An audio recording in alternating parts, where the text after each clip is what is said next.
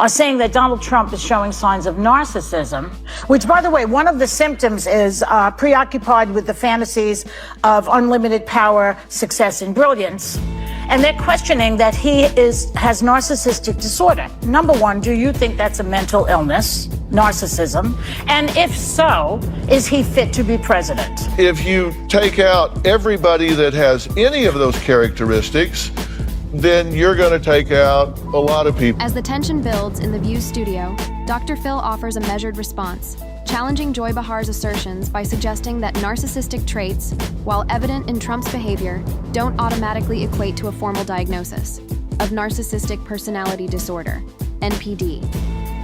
He acknowledges that high-pressure leadership positions can often exacerbate certain behaviors that might appear narcissistic, but he stresses that these traits don't always translate to a mental health condition that requires clinical intervention. Joy, however, isn't backing down. With a mixture of passion and expertise, she continues to argue that Trump's public persona clearly reflects the hallmarks of NPD, traits like constant self-promotion, a tendency to belittle others, and an apparent lack of empathy. She cites several instances of his behavior, from his social media posts to his speeches, as evidence of this pattern. The debate shifts from a discussion of Trump's personal character to broader questions about the role of mental health in evaluating public figures, particularly politicians. Dr. Phil, while agreeing that many leaders display traits that could raise concerns, cautions against hastily diagnosing someone based solely on public appearances, urging for a more nuanced, careful approach to understanding behavior. As the back and forth intensifies, the question becomes clear. When it comes to public figures, should we be quick to label certain behaviors as signs of mental illness? Or does that approach oversimplify the complexities of human behavior? And leadership? The entire studio is on edge, and the audience is divided. Some applaud Joy's pointed criticism, while others appreciate Dr. Phil's more measured, clinical perspective. This fiery clash highlights the challenges of balancing psychological insight with political discourse. What do you think? Do Trump's actions align more with clinical narcissism, or are we simply witnessing the exaggerated behaviors of a high-profile, high-pressure leader?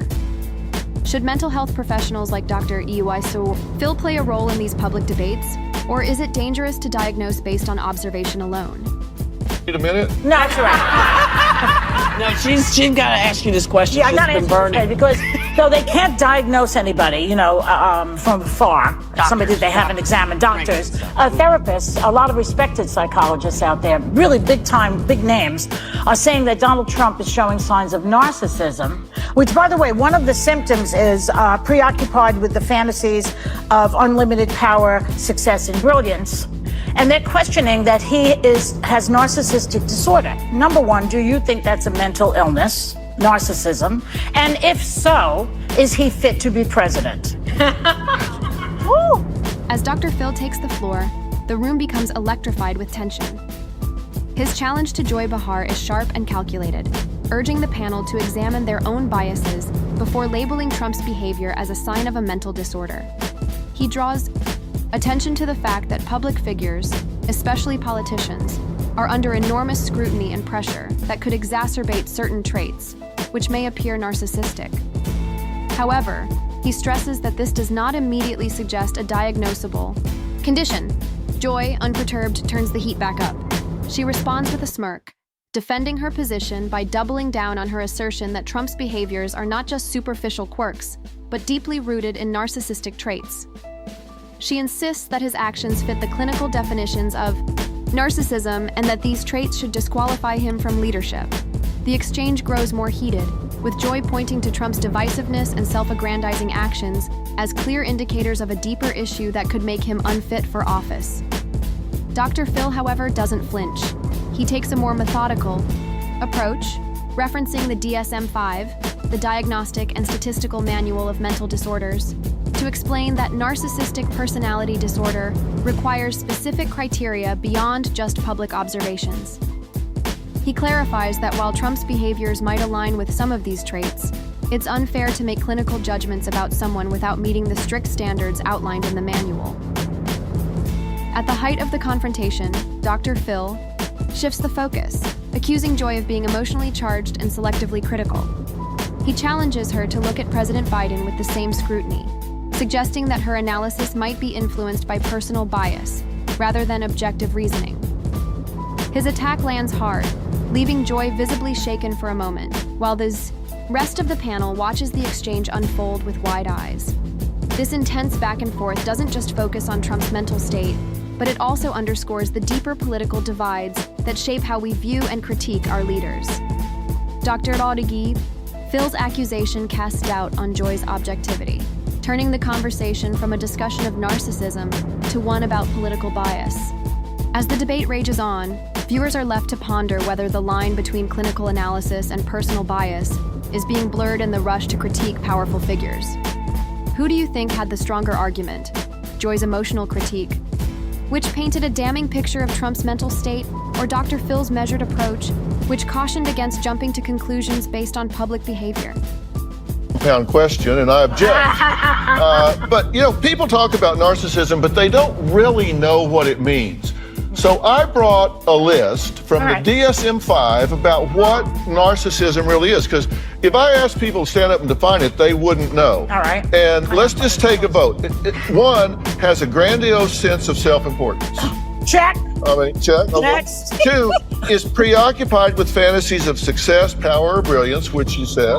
Check. Okay. Three, believes that he or she is special or unique. Check. Can only be understood by special people. Four, requires excessive admiration. Oh, check. Has a sense of entitlement, which means is very thin-skinned. If you're check. Is interpersonally exploitive. Lacks empathy. The atmosphere in the studio crackles with electricity as Dr. Phil's unexpected twist lands with the force of a thunderclap. His words cut through the heated debate, forcing everyone to reconsider their own behaviors. As he calmly and methodically lays out his argument, the panel falls silent, visibly shaken by his assertion that they too could be exhibiting narcissistic traits. With surgical precision, Dr. Phil points out that traits like a grandiose sense of self-importance and an insatiable need for admiration aren't exclusive to Trump. He challenges the panel to look inward, asking whether their own fiery, attention-grabbing behavior in debates, especially Joy's theatrical style, might fit the very definition of narcissism they so readily apply to Trump. His gaze lingers, locking eyes with Joy as he drops the bombshell that her high-energy, often combative style might mirror the traits she's criticizing. The impact is palpable. The studio is stunned, and the tension thickens as the realization sinks in. Dr. Phil isn't just challenging the credibility of the debate, but forcing everyone to confront their own biases and self-perceptions. Joy, who had been so confident in her arguments, is now left grappling with the idea that her fervent critiques of Trump might reflect the very behaviors she condemns. But Dr. Phil doesn't stop there. He presses the panel even harder, questioning their qualifications to discuss complex mental health issues. He suggests that while they may be experts in their respective fields, diagnosing personality disorders requires a level of expertise and objectivity that may be lacking in such an emotionally charged environment. The panel, once full of conviction, is now forced to grapple with the uncomfortable truth that they might be more emotionally involved than they originally thought. This bombshell moment completely shifts the dynamic of the debate. No longer is it simply about Trump's behavior. It's about the panel's credibility, their own biases, and the very nature of political discourse. Dr. Phil's sharp commentary not only raises questions about Trump's mental health, but also challenges the panel's own self-awareness. What do you think? Did Dr. Phil make a valid point by turning the mirror back on the panel? Or was this just a clever tactic to deflect from the main issue? Let me tell you something about Donald Trump. Donald Trump is one of the most generous people you'll ever meet. He does all kinds of things that people have no idea about. And by the way, if he were selfish, he'd take his money and tell all of us to go F ourselves. Well, based upon the way this country has treated him. This guy got shot. The fiery showdown on The View took a new turn with Judge Jeanine Pirro stepping in to defend Trump, turning the tide of the debate and injecting yet another layer of controversy. Her passionate defense of Trump's charitable contributions and her claims of a double standard in media portrayal sparked a fresh wave of debate. She accused the media and Democrats of ignoring Trump's acts of kindness and philanthropy, which she argued were often carried out quietly, out of the spotlight. This bold move added fuel to the already raging fire, with the panel now divided not only on Trump's mental state, but on how he's portrayed and his impact on society. As the debate intensified, Dr. Phil's clinical approach to the discussion became even more pertinent. His attempt to bring objectivity into the conversation about Trump's behavior was met with skepticism and mockery, highlighting how deeply polarized the debate has become. The tension in the room was palpable, as each new argument added a new layer of complexity to an already charged discussion. What's clear is that this episode exposed just how deeply divided public opinion is on Trump, his actions, and his legacy. Dr. Phil's insistence on a more balanced and less emotionally charged approach forced the panel and viewers to rethink their positions. But Judge Jeanine's defense of Trump's character and the insistence that his charitable actions have been overlooked added a new dimension, challenging those who view Trump negatively to reconsider their stance. So, where do you stand on this debate? Do you support Dr. Phil's measured, rational approach, or do you think Joy Behar's passionate critique and Judge Jeanine's defense of Trump reveal deeper truths? Feel free to drop your views below.